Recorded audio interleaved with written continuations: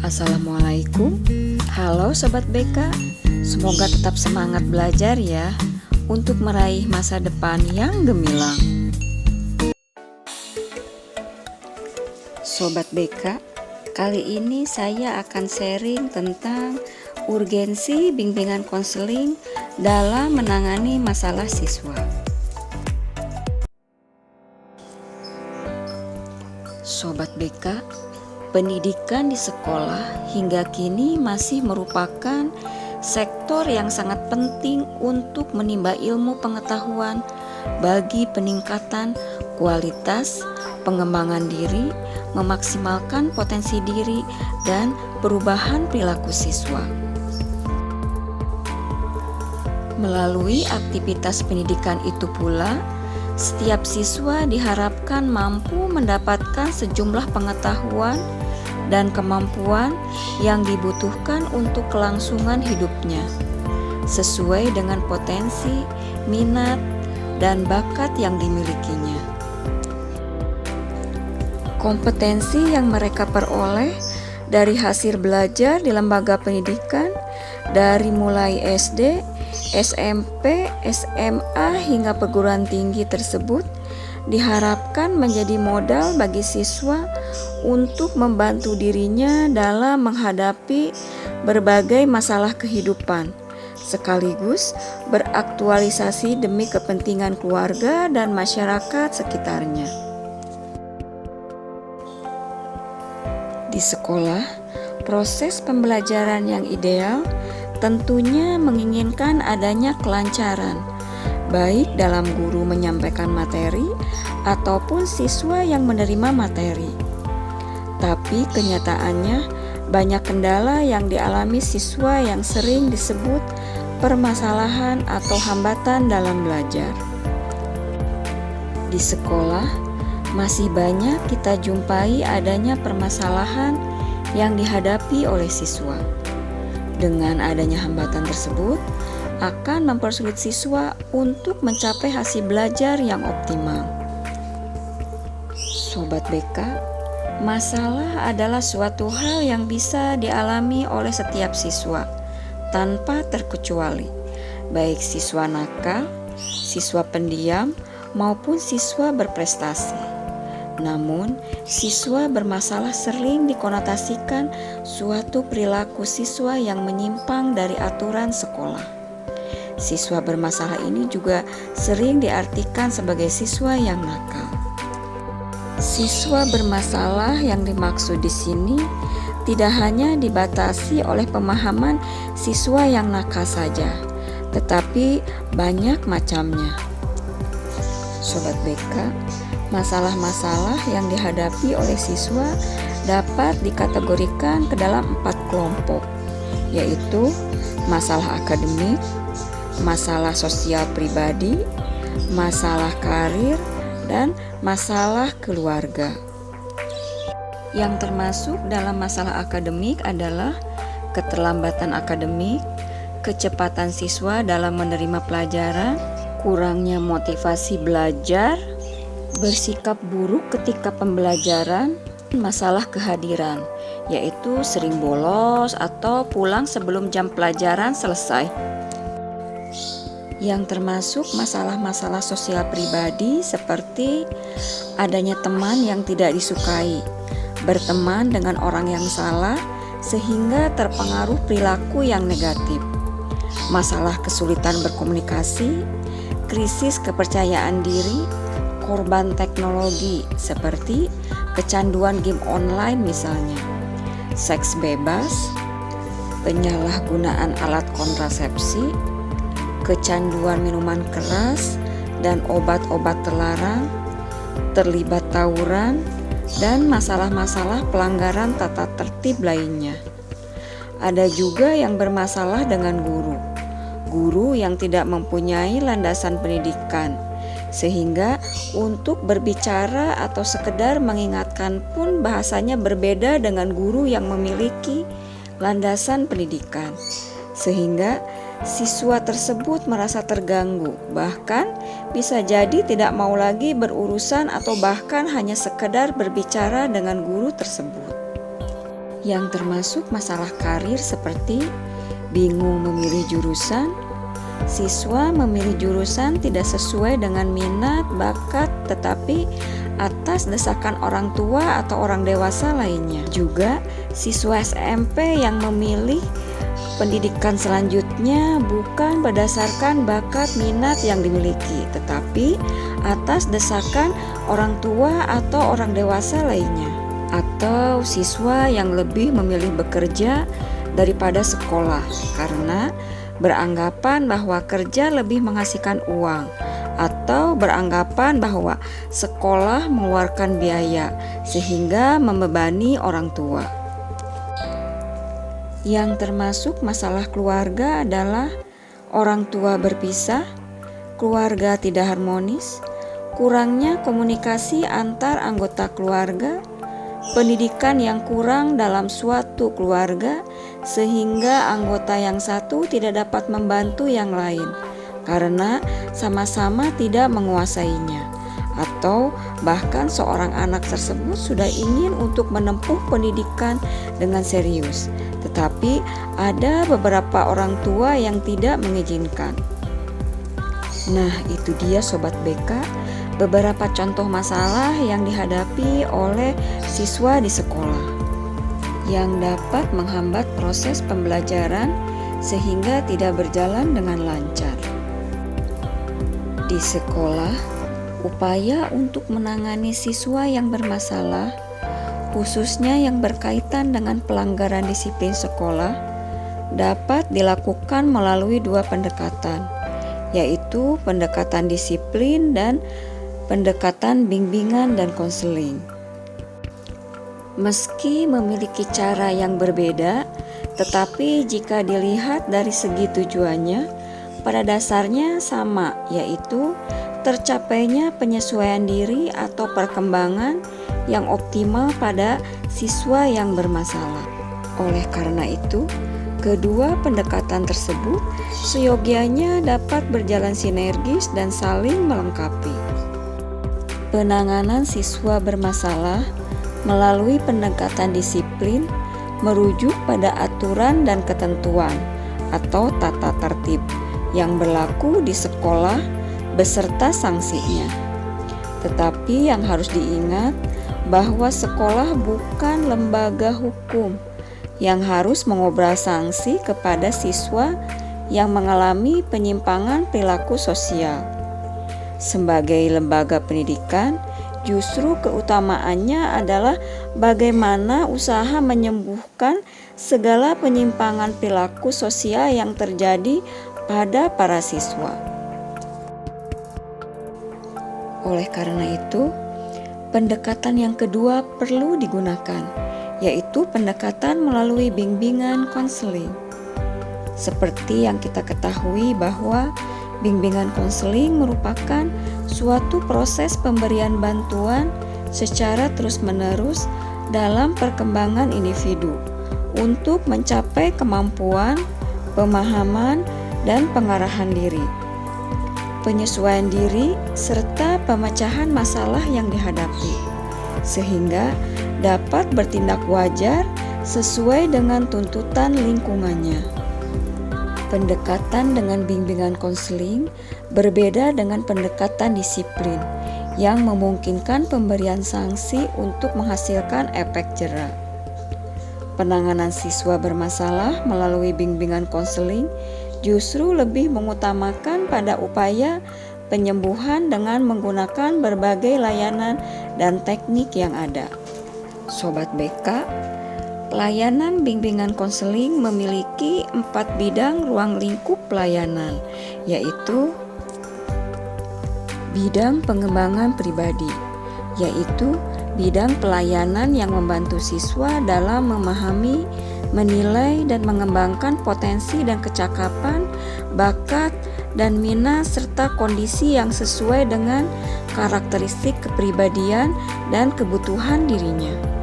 Bidang bimbingan pribadi bertujuan untuk membantu siswa dalam mengenal diri agar dapat menjadi pribadi yang baik dan dapat mengambil keputusan tentang dirinya sendiri. Bidang pengembangan sosial. Bidang pelayanan yang membantu siswa dalam memahami dan menilai serta mengembangkan kemampuan hubungan sosial yang sehat dan efektif dengan teman sebaya, anggota keluarga, dan warga lingkungan sosial yang lebih luas. Bidang ini bertujuan membantu siswa memahami diri, kaitannya dengan interaksi dirinya dengan lingkungan, dan etika yang didasari dengan budi pekerti luhur dan tanggung jawab sosial. Bidang pengembangan belajar.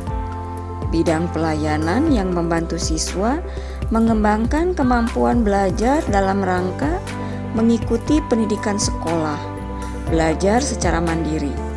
Bidang ini bertujuan membantu siswa dalam mengenal, menumbuhkan dan mengembangkan diri, sikap dan kebiasaan belajar yang baik untuk menguasai pengetahuan dan keterampilan sesuai dengan program belajar di sekolah. Bidang pengembangan karir. Bidang pelayanan yang membantu siswa dalam memahami dan menilai informasi serta memilih dan mengambil keputusan karir. Bidang ini bertujuan membantu siswa mengenal dunia kerja agar dapat menentukan kemana selanjutnya mereka akan melangkah setelah lulus dan mengetahui potensi diri yang dimiliki agar dapat diterapkan dengan kehidupannya serta dapat membaca peluang karir yang tersedia di lingkungan sekitarnya. Penanganan siswa bermasalah melalui bimbingan konseling sama sekali tidak menggunakan bentuk sanksi apapun, tetapi lebih mengandalkan pada terjadinya kualitas hubungan interpersonal yang saling percaya di antara guru bimbingan konseling dan siswa yang bermasalah, sehingga setahap demi setahap siswa tersebut dapat menyadari kesalahannya, serta dapat mengarahkan dirinya untuk memaksimalkan potensi yang dimilikinya guna tercapainya penyesuaian diri yang lebih baik. Sobat BK, dalam rangka pencapaian tujuan bimbingan konseling di sekolah, terdapat beberapa jenis layanan yang diberikan kepada siswa. Di antaranya, layanan orientasi. Layanan yang memungkinkan siswa memahami lingkungan baru, terutama lingkungan sekolah dan objek-objek yang dipelajari, untuk mempermudah dan memperlancar berperannya siswa di lingkungan yang baru. Sekurang-kurangnya diberikan 2 kali dalam 1 tahun, yaitu pada setiap awal semester. Tujuannya agar siswa dapat beradaptasi dan menyesuaikan diri dengan lingkungan baru secara tepat dan memadai, yang berfungsi untuk pencegahan dan pemahaman. Layanan informasi. Layanan yang memungkinkan siswa menerima dan memahami berbagai informasi, seperti informasi belajar, pergaulan, karir, pendidikan lanjutan.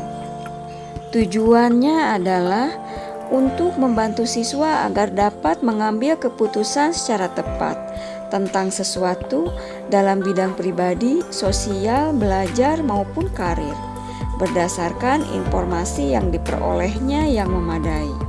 Layanan informasi pun berfungsi untuk pencegahan dan pemahaman. Layanan konten atau layanan pembelajaran, yaitu layanan yang memungkinkan siswa mengembangkan sikap dan kebiasaan belajar yang baik dalam penguasaan kompetensi yang cocok dengan kecepatan dan kemampuan dirinya, serta berbagai aspek tujuan dan kegiatan belajar lainnya, dengan tujuan agar siswa dapat mengembangkan sikap dan kebiasaan belajar yang baik. Layanan pembelajaran ini berfungsi untuk pengembangan. Layanan penempatan dan penyaluran, yaitu layanan yang memungkinkan siswa memperoleh penempatan dan penyaluran di dalam kelas, kelompok belajar, jurusan atau program studi, program latihan, magang, kegiatan atau ekstrakurikuler, dengan tujuan agar siswa dapat mengembangkan segenap bakat, minat, dan segenap potensi lainnya. layanan penempatan dan penyaluran berfungsi untuk pengembangan. Layanan konseling perorangan, yaitu layanan yang memungkinkan siswa mendapatkan layanan langsung tatap muka secara perorangan untuk mengentaskan permasalahan yang dihadapinya dan perkembangan dirinya. Tujuannya adalah agar siswa dapat mengentaskan masalah yang dihadapinya. Layanan ini berfungsi untuk pengentasan dan advokasi. Layanan bimbingan kelompok, layanan yang memungkinkan sejumlah siswa secara bersama-sama melalui dinamika kelompok memperoleh bahan dan membahas pokok bahasan atau topik tertentu untuk menunjang pemahaman dan pengembangan kemampuan sosial, serta untuk pengambilan keputusan atau tindakan tertentu melalui dinamika kelompok. Tujuannya agar siswa dapat memperoleh bahan dan membahas pokok bahasan atau topik tertentu untuk menunjang pemahaman dan pengembangan kemampuan sosial, serta untuk pengambilan keputusan atau tindakan tertentu melalui dinamika kelompok. Fungsinya untuk pemahaman dan pengembangan. Layanan konseling kelompok, yaitu layanan yang memungkinkan siswa, dalam hal ini masing-masing anggota kelompok, memperoleh kesempatan untuk pembahasan dan pengentasan permasalahan pribadi melalui dinamika kelompok, dengan tujuan agar siswa dapat memperoleh kesempatan untuk pembahasan dan pengentasan permasalahan pribadi melalui dinamika kelompok. Layanan ini berfungsi untuk pengentasan dan advokasi. Layanan konsultasi, yaitu layanan yang membantu siswa dan atau pihak lain dalam memperoleh wawasan, pemahaman, dan cara-cara yang perlu dilaksanakan dalam menangani kondisi dan atau masalah siswa. Layanan mediasi, yaitu layanan yang membantu siswa menyelesaikan permasalahan dan memperbaiki hubungan antar mereka. Sobat BK, untuk menunjang kelancaran pemberian layanan-layanan tersebut, perlu dilaksanakan berbagai kegiatan pendukung yang mencakup himpunan data, merupakan kegiatan untuk menghimpun seluruh data dan keterangan yang relevan dengan keperluan pengembangan siswa. Himpunan data diselenggarakan secara berkelanjutan, sistematik, komprehensif, terpadu, dan sifatnya tertutup. Konferensi kasus merupakan kegiatan untuk membahas permasalahan siswa dalam suatu pertemuan yang dihadiri oleh pihak-pihak yang dapat memberikan keterangan, kemudahan, dan komitmen bagi terentaskannya permasalahan siswa. Pertemuan konferensi kasus bersifat terbatas dan tertutup.